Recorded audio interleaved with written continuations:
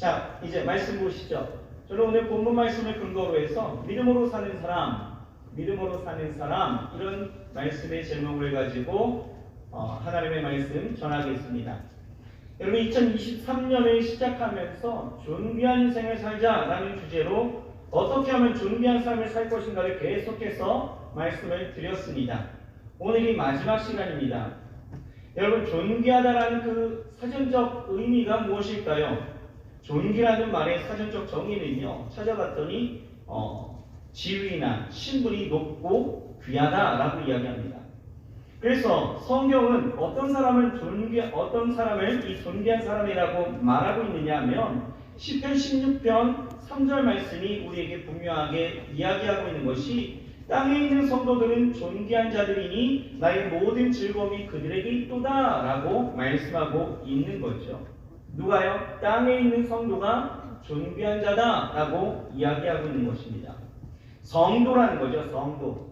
거룩한 백성으로, 하나님의 백성으로 하나님이 선택하시고 부르셨기에 우리는 신분의 변화가 일어났죠. 죄인에서 의인으로, 또 죄인의 종에서 하나님의 자녀라는 그 신분과 지위가 변화되어서 하나님이 가장 사랑하시고 아끼시고 보호하시고 축복하시는 존귀한 자가 되었다라는 거예요.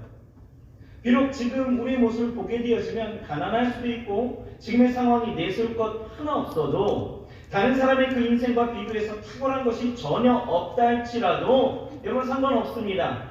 학식이 없고 번듯한 삶이 아니어도 괜찮아요. 성도가 되었다라는 이 사실 하나만으로도 우리는 충분히 존귀한 자이다 라는 것입니다. 이사야서 43장 4절에는요 하나님께서 우리에게 이렇게 말씀하셔요. 같이 한번 읽어볼까요? 시작. 내가 너를 보배롭고 존귀하게 여기고 너를 사랑하였은즉 내가 사람들을 주어 너를 바꾸며 백성들로 내 생명을 대신하리니. 뭐라고 말씀하셔요? 하나님은 성도를 보배롭고 존귀한 자라고 말씀해주고 있는데, 그러면 어떤 사람이 여러분 성도예요? 어떤 사람?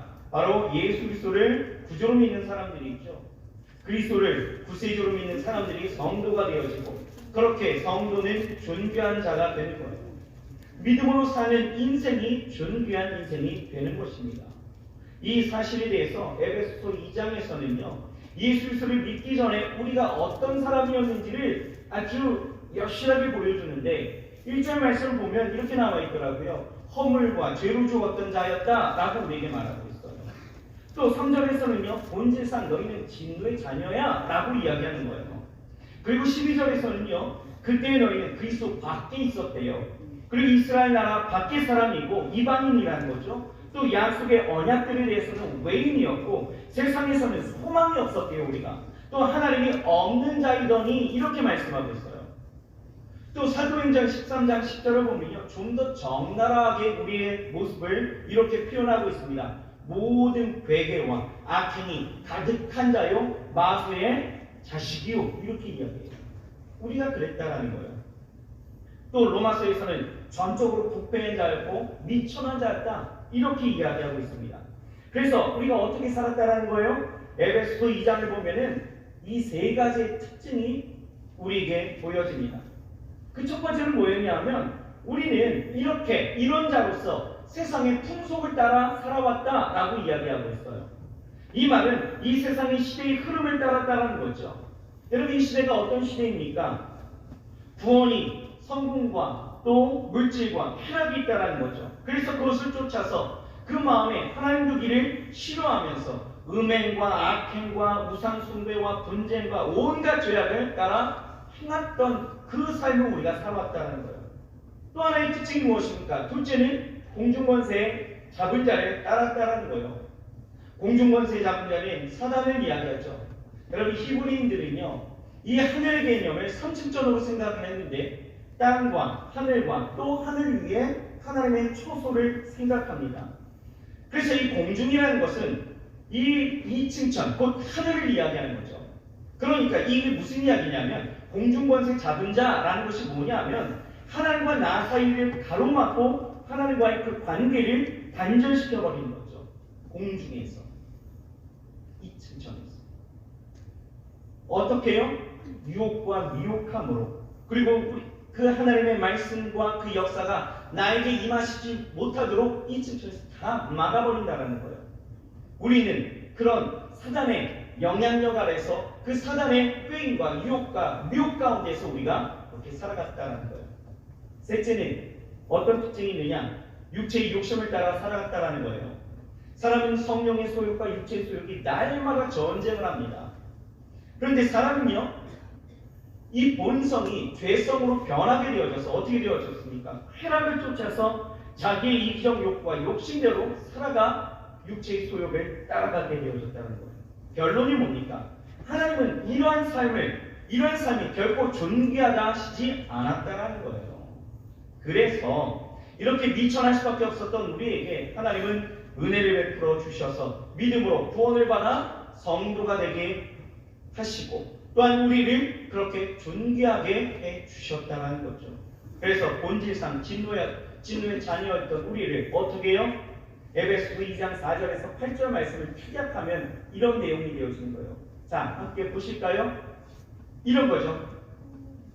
본질상 진노의 자녀였던 우리를 어떻게 긍휼이 풍성하신 하나님이 우리를 사랑하신 그 큰 사랑으로 인하여서 허물로 죽은 우리를 그리스도와 함께 살리셨고 또 함께 일으키사 그리스도 예수 안에서 함께 하늘에 앉히시니 변화가 일어났죠. 성도가 되어진 거예요. 그렇죠? 변화가 일어난 거죠. 지위가 존귀케 하셨죠. 그래서 너희는 그 은혜에 의하여 믿음으로 말미암아 구원을 받았으니 이것은 너희에게 난 것이 아니요 하나님의 선물이다. 이렇게 말씀하십니다. 믿음으로 말미암아 구원을 받았대요. 이게 하나님의 선물이라는 거예요. 그러므로 우리가 존귀한 인생으로 살기 위해서는 어떻게 해야 되느냐? 하나님이 그렇게 선물로 주신 그 존귀한 삶을 우리가 어떻게 살아가야 되느냐? 라는 질문을 하게 되어진다면 어떻게 해요? 오늘 이 말씀은 우리에게 분명하게 이야기하는 것이 믿음으로 구원받았으니 어떻게 해요? 믿음으로 살아가야 된다는 거예요. 믿음으로 살아가는 것이 우리가 존귀한 자의 삶을 사는 비결이다 라고 우리에게 말씀하고 있는 것입니다. 자, 그러면요, 존귀한 삶을 살기 위한 그 믿음은 무엇입니까? 오늘 이것을 우리가 같이 나눠볼 거예요. 자, 첫 번째로 우리는요, 예수님의 전능하심을 온전히 믿어야 된다는 거예요. 어떻게 해요? 온전히 믿어야 된다.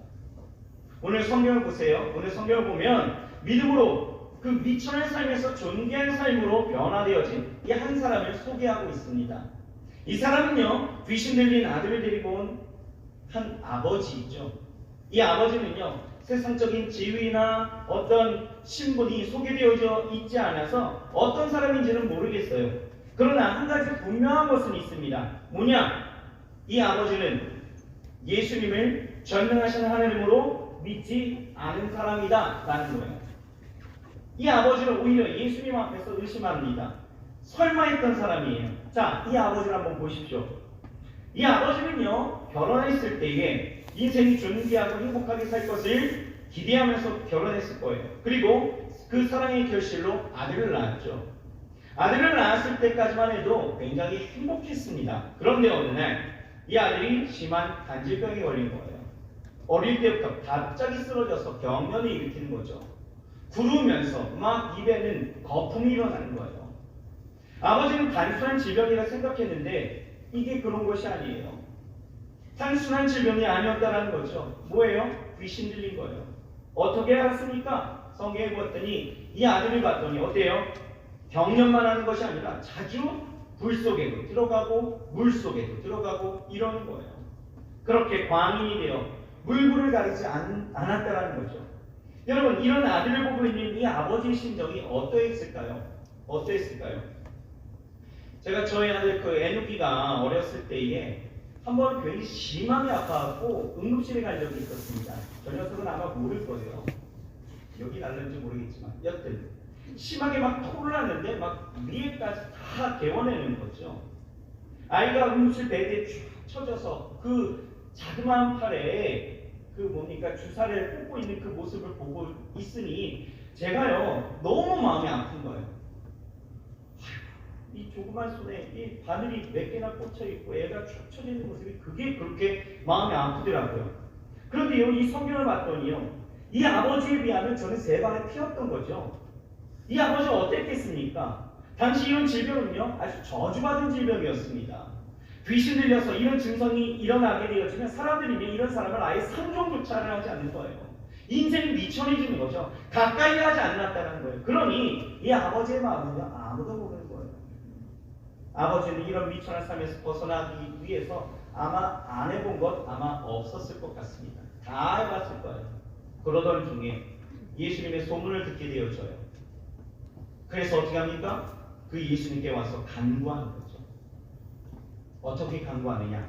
자, 22절 우리 같이 한번 읽어보겠습니다. 시작. 귀신이 저를 죽이려고 불과 물에 자주 던졌나이다. 그러나 무엇을 하실 수 있거든 우리를 불쌍히 여기사 도와주옵소서. 자, 자세히 보세요. 이 사람이요, 지금 예수님에 대한 어떤 믿음을 가졌는지 이 부문에서 우리는 여실히 볼 수가 있습니다. 이 사람이 뭐라고 해요? 예수님께 무엇을 하실 수 있거든 이렇게 이야기합니다. 이게 중요한 포인트예요. 지금 이 사람은요, 예수님의 그 전능하심을 온전히 신뢰하지 않았다라는 거죠. 왜요?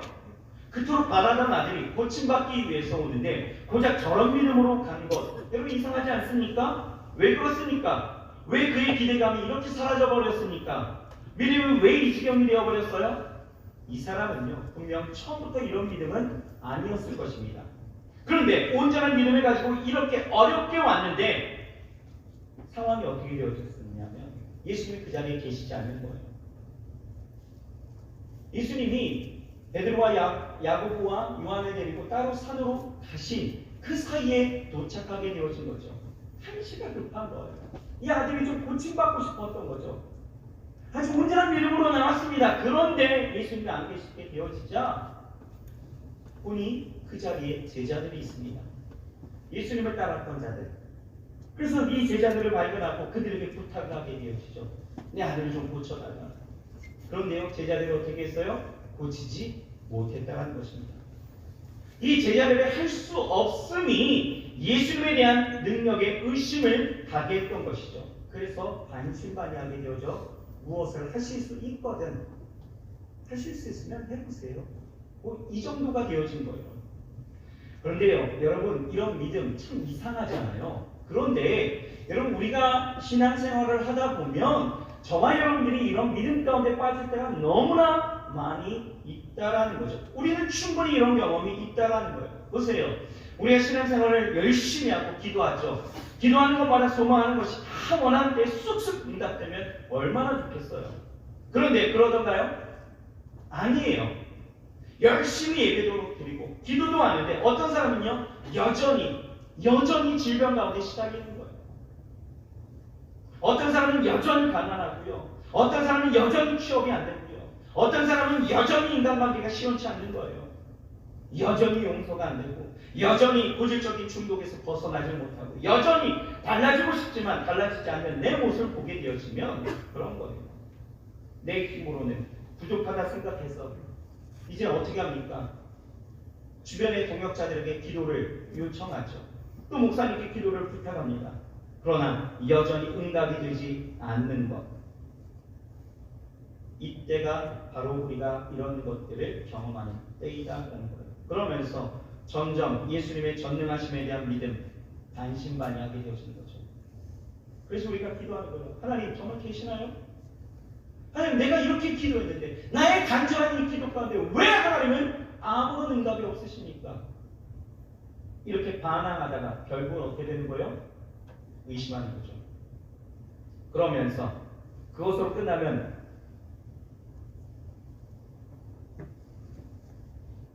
좋겠지만 그렇지 않죠. 점점 더 나아가는 거예요. 그러면서 어떻게 해요? 믿음이 점점 이제는 실제가 아닌 그냥 예수님은 관념과 사상으로 변하는 거예요. 그냥 내가 믿기만 하고 그냥 내가 믿으면 뭔가 마음이 편해지는 것 같고 그렇게 믿어지는 거죠. 그런데요, 이때 예수님이 뭐라고 말씀하시느냐? 여러분 정신 똑띠 차리고 23절을 같이 읽어봐야 합니다. 뭐라고 이야기할까? 같이 한번 읽어봅시다. 시작! 예수께서 이르시되 할 수 있거든이 무슨 말이냐? 믿는 자에게는 능치 못할 일이 없느니라 하시니라. 뭐라고 말씀하고 있어요? 할 수 있거든이 무슨 말이냐? 너 지금 무슨 이야기를 하는 거야? 라고 이야기하는 거예요. 너 왜 의심하고 있는 거야? 왜 그런 반신반의하는 신앙을 갖고 그런 믿음을 갖고 있는 거야? 라고 이야기하는 거예요. 무슨 얘기합니까? 예수님은 할 수 있다라는 거죠. 예수님은 얼마든지 귀신을 통제할 수 있다라는 거예요. 예수님은 얼마든지 질병을 고칠 수 있다라는 거예요. 예수님은 어떤 문제든지 다 해결하실 수 있다라는 거예요. 얼마든지 이 아들의 간질병을 고칠 수 있는 전능하심이 내게 있다라는 것을 말씀하고 계시다라는 거죠. 보세요. 이미 예수님은요, 이 현장 가운데 오시기 이전에 이미 버라사 지방에서 귀신을 내어 쫓으셨습니다. 이미 광풍을 잔잔케 하셨어요. 12의 혈기증을 앓고 있었던 그 여인의 질병도 고쳐주셨다는 거예요. 심지어는요, 죽었던 야이로의 그 딸도 살리셨다는 거죠. 이 소문을 듣고 이 사람도 예수님께 나왔을 것입니다. 그런데 자신의 문제가 해결되지 않는 것이죠. 여러분, 이렇게요, 누구나 사람들은요, 내 문제가 해결되지 않으면 그가 어떤 기적을 베푸셨다 해도 그 소문만으로는 온전한 믿음을 갖기가 힘들다는 거예요. 하지만 믿게 되어지는 일이 분명히 있죠. 언제요? 내가 경험할 때. 내가 직접 경험하면요, 다른 사람이 무슨 말을 해도 그렇게 믿더라고요. 그래서 여러분, 경험이 중요한 거예요. 신앙에는요, 경험이 중요합니다. 그래서 여러분, 유튜브를 보면 맛집을 소개하는 콘텐츠가 참 많이 있더라고요. 식당에 방문한 그 유튜버가 얼마나 맛있게 먹든지, 어떤 사람은 혼밥하면서 그 유튜버가 먹는 거 같이 먹는 듯한 그 영상을 보면서 그렇게 밥 먹는 그런 지체들도 있다고 하는데, 여튼 참 맛있게 먹어요. 그러면서 시간이 되면 꼭 와서 먹어보라고 막 이렇게 원하죠. 저는 그 소문을 들었어요. 보았습니다. 하지만 반신반의하죠. 왜요? 이런 거예요. 지가 맛있어봤자 얼마나 맛있겠어. 스파게티가 거기서 거기지, 피자가 거기서 거기지. 반신반의하는 거예요. 그런데 그 반신반의가 진짜 믿음이 되는 때가 언제입니까? 뭐 제가 우연찮게 아니면 직접 찾아갔을 때에 그 맛을 보게 되었으면, 경험하게 되어질 때 그것이 우와 진짜네 이렇게 되어진 거죠. 확신이 되는 거죠. 여러분, 우리는요, 하나님을 경험해야 해요. 하지만 중요한 것은, 경험이라는 것은 우리의 확신을 위한 도구이지 믿음의 시작은 확신이 아니다라는 거예요. 확신일 수도 있지만 확신이 전부가 아니다라는 거예요. 믿음은 어디서 시작되느냐? 들음에서 시작되는 거예요. 소문을 듣는, 거기서 시작되어져요. 그렇게 믿음은요, 온전한 믿음이 될 수 있다는 거예요. 그래서 여러분, 로마서 10장 17절에 뭐라고 이야기하느냐? 믿음은 들음에서 나며 들음은 그리스도의 말씀으로 말미암았느니라 라고 말씀하거든요. 들음이 왜 중요하고 온전한 믿음으로 가는 기회인지 우리는 요한복음 4장을 통해서 우리가 알 수가 있어요. 4장을 보면 이런 내용이 있습니다. 왕의 신하가 있었어요. 근데 그 신하에게는 또 아들이 있었습니다. 그런데 그 아들이 가버나움에서 병들어서 죽게 되어졌습니다. 이때 이 신하는요, 예수님이 갈릴리에 오신다라는 그 소식을 듣고 얼른 가갖고 내 아들의 그 병을 고쳐달라고 간청합니다. 이때에는요, 이 아들이 거의 죽게 된 상태였다라고 성경은 기록하고 있어요. 그런데 예수님이 계속 그냥 가시지는 않고 그냥 계속 말씀을 전하려고 하시자 급한 마음에 다시 간청하는 거예요. 내 아이가 죽기 전에 제발 오시라고. 이때 예수님이 말씀하십니다. 너의 아들이 살았다 말씀하십니다. 성경을 보면 이 신하는요, 그 말씀을 믿고 갔대요. 그 말씀을 믿고 갔습니다. 그리고 집을 가던 중에 자기 그 종을 만나게 됩니다. 헐레벌떡 뛰어오는 그 종을 만납니다. 그런데 그 종이 하는 말이 뭡니까? 당신의 아들이 죽었습니다. 이렇게 얘기했을까요? 아니요. 당신의 아들이 살았습니다. 라고 이야기하는 거예요. 그래서 이 종하고 대화를 하면서 이 아들이 살았던 시기가 언제인지를 좀 따져봤더니 예수님이 말씀하셨던 그때였다라는 거예요. 그래서 온 집안이 예수님을 전능하신 하나님으로 믿게 되었다라는 이 과정을 우리에게 보여주고 있죠. 여러분, 하나님이 베푸시는 그 기적의 삶에서 체험하면서 신앙생활하는 거 굉장히 중요해요. 이것만큼 확신을 가질 수 있는 믿음은 없습니다. 그런데요, 이 경험한 것을 무엇으로 이길 수 있느냐? 바로 예수님요 이렇게 말씀하시는 거예요. 너네 나를 본보로 믿느냐? 나는 보지 못하고 믿는 자들은 복되도다, 이렇게 말씀하고 있는 거죠. 보지 못하고 믿는 자들이 복되다라는 거예요. 어쩌면 이것이 진정한 믿음이 될 수 있다는 거예요. 여러분, 우리는 지금도 예수님에 대해서 보고 듣고 있어요. 특히 성경을 보세요. 여러분, 성경은요 예수님의 그 전능하심을 여러 가지 기적의 그 사건들을 통해서 우리에게 계속해서 보여주고 있고, 말씀을 통해서 계속 들려지게 하고 있고, 계속 그 말씀을 통해서 우리에게 믿음으로 초청하고 있다는 거예요. 여러분, 왜 예수님이 계속해서 이런 기적을 보여주셨고, 왜 계속해서 이렇게 살리시고 고치시며 이러한 일들을 행하셨을까요? 왜요? 예수님은요 단순한 인간이 아니다라는 거죠. 하나님이시다라는 것을 우리에게 믿게 하기 위한 것이죠. 그런데 성경을 보면요 이런 기적을 보고도요 체험하고도 들었고 또 체험도 했고 보았지만 믿지 않았던 사람들이 있습니다. 누구냐 하면 요한복음 11장 47절에 이렇게 이야기해요. 이에 대제사장들과 바리새인들이 공회를 모으고 이르되 이 사람이 많은 표적을 행하니 우리가 어떻게 해야겠느냐라고 이야기하는 거예요. 대제사장과 바리새인이죠. 그저 예수님이 수많은 기적을 베푸시고 보여주셨음에도 불구하고, 그것을 체험했음에도 불구하고 믿음으로 연결하지 않았다는 거예요. 그러니 믿음으로 연결되지 않았던 이 대제사장과 이 바리새인들을 향하여서 예수님이 뭐라고 하셨을까요? 야, 참 너희들 인생이 참 귀하다, 존귀하다. 너희들의 인생은 참 존귀한 인생이야. 이렇게 말씀하셨나요?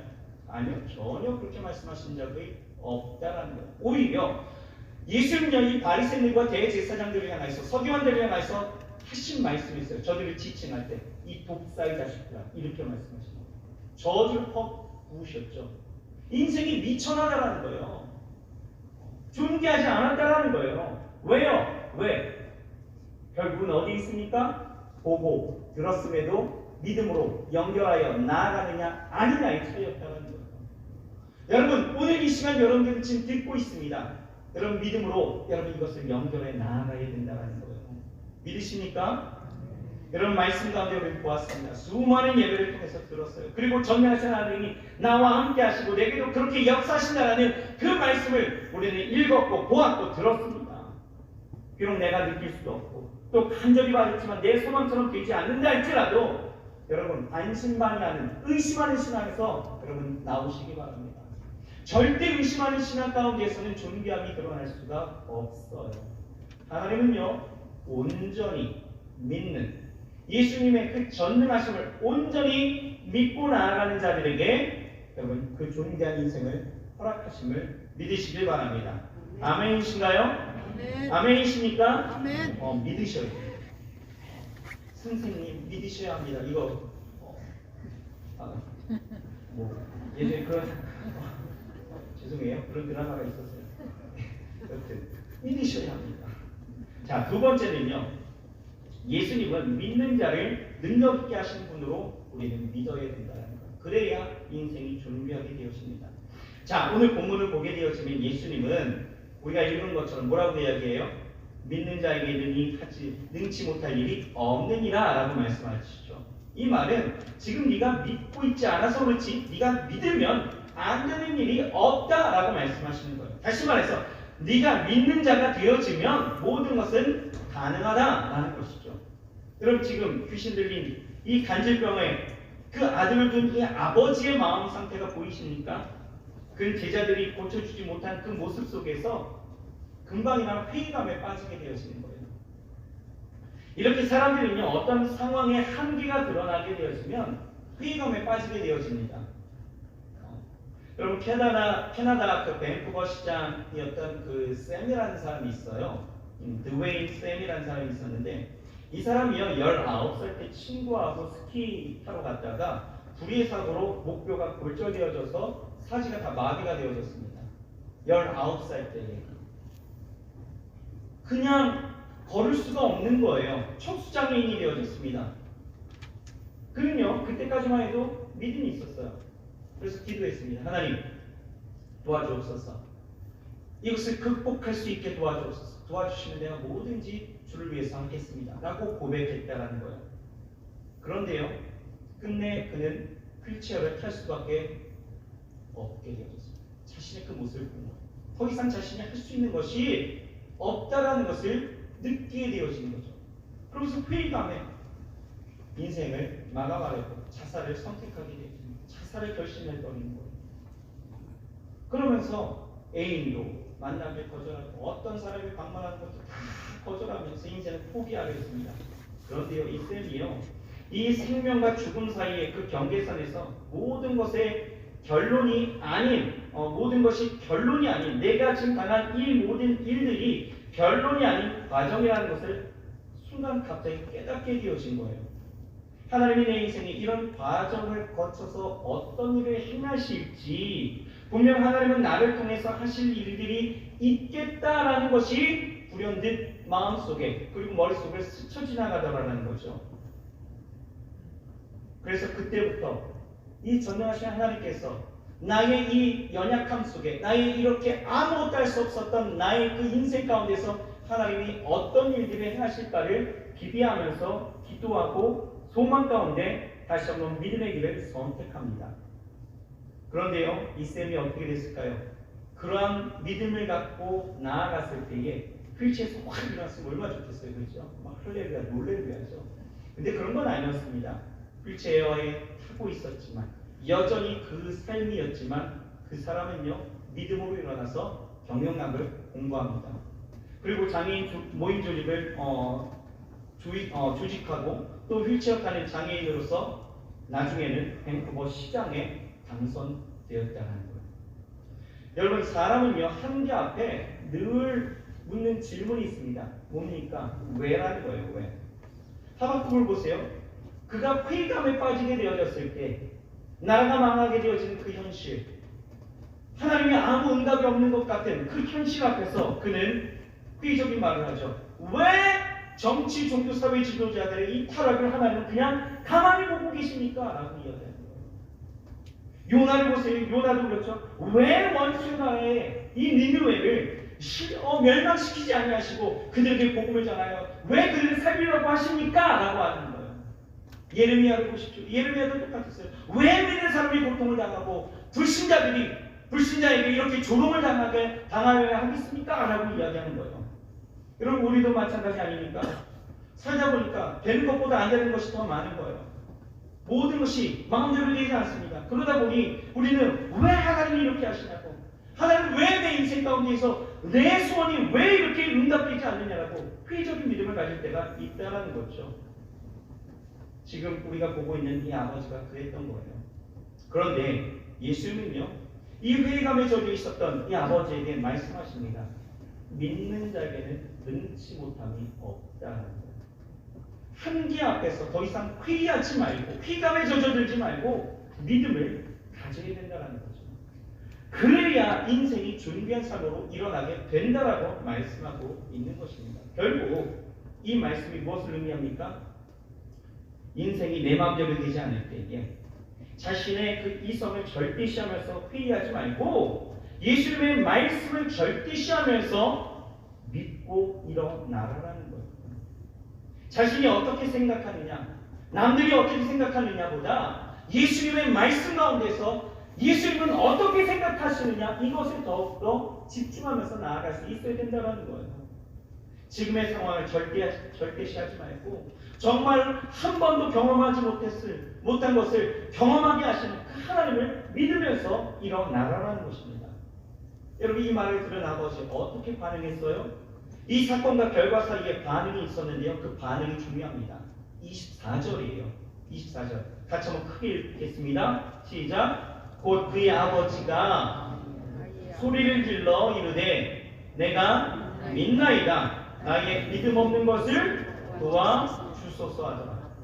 여러분, 내 마음대로 안 될 때, 여전히 같은 상황, 같은 일들이 반복되어져서 이제는 좀 그 모든 상황 속에 회의감이 되고 그 모든 것에 어쩌면 포기하게 되어지는 그 상황 속에서 여러분 우리는 이런 고백을 해야 합니다.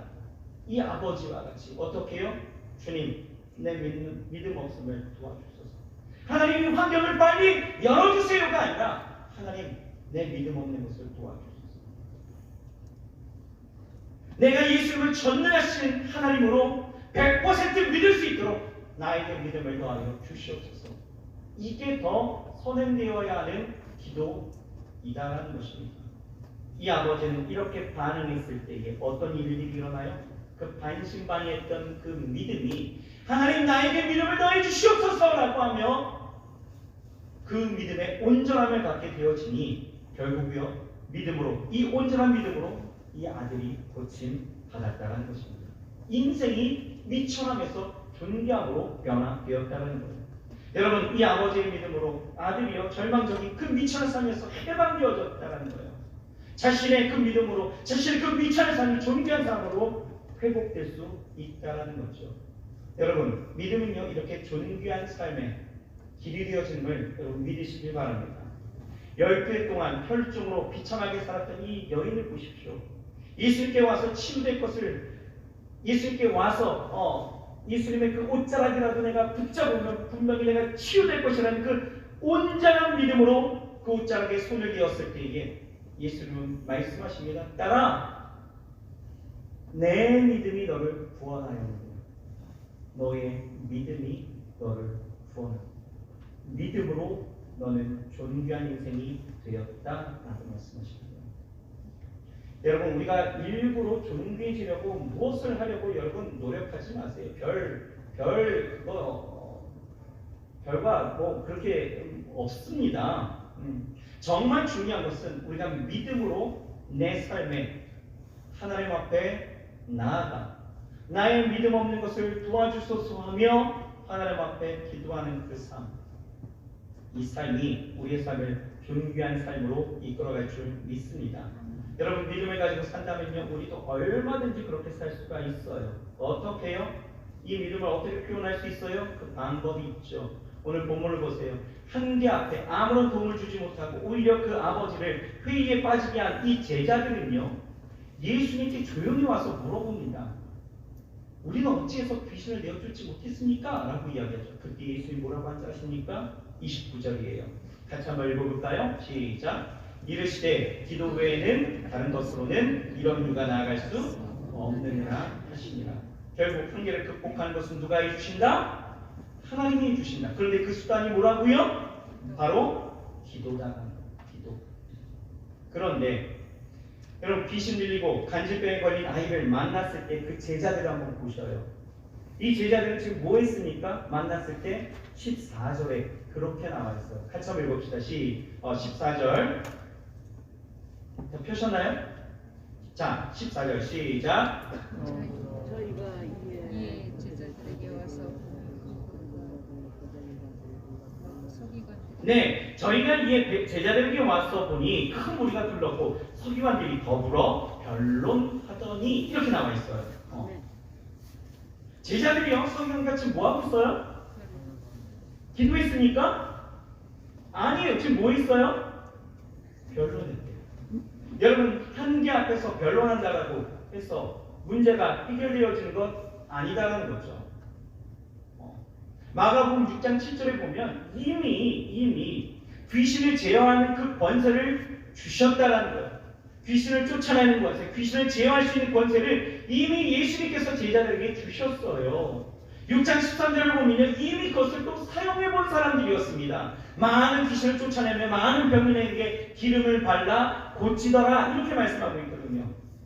그러면 이제 그 기도를 통해서 이제 뭐 하면 되는 거예요? 이 권세를 주신 하나님의 능력이 나를 통해서 나타나게 하면 구현해내면 되는 거였어요.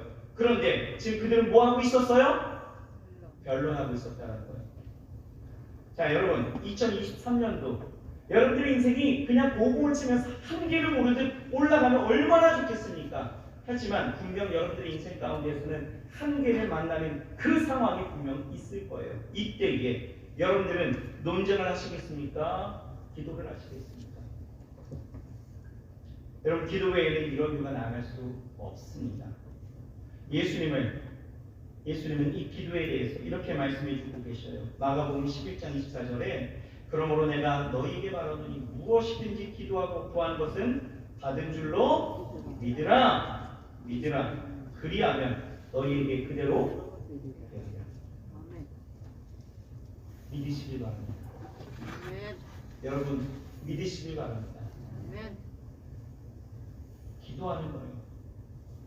우리는 한계 앞에 굴복하고 비굴할 것이 아니라 믿음으로 기도하고 믿음으로 이겨내면 됩니다. 여러분 나의 믿음이 지금 어디인지를 한번 보세요. 나의 믿음이 어디일까? 레벨의 그 지표를 가지고 나의 믿음 지금 몇 퍼센트 하나님 앞에 나아갈 수 있을까라고 한번 보십시오. 부족하고 연약하도 여러분 상관없습니다. 우리는 기도하면 되는 거예요. 어떻게 해요? 나의 믿음 없는 것을 도와주소서. 그러면 여러분들의 인생은요 하나님이 준비케 하신다는 거예요. 오늘 그 삶을 다시 한번 꿈꾸고 일어나면서 여러분들의 인생 속에 늘 이김 있기를 주 이름으로 축원합니다. 요한일서 5장 4절 말씀을 읽고 오늘 말씀을 마치도록 할게요. 같이 한번 읽어봅시다. 시작. 대저 하나님께로 난 자마다 세상을 이기느니라. 세상을 이긴 이김은 이것이니 우리의 믿음이니라. 할렐루야. 믿음으로 삽시다. 우리 저희 역사님에게 인사합시다. 믿음으로 삽시다. 오늘 믿음으로 여러분 기도하십시오. 믿음으로 간구하십시오. 믿음으로 나의 믿음이 연약해서 여러분 의심하는 상황이 있고 한계 가운데 있어서 어려움이 있는 사람들이 있다면 믿음으로 하나님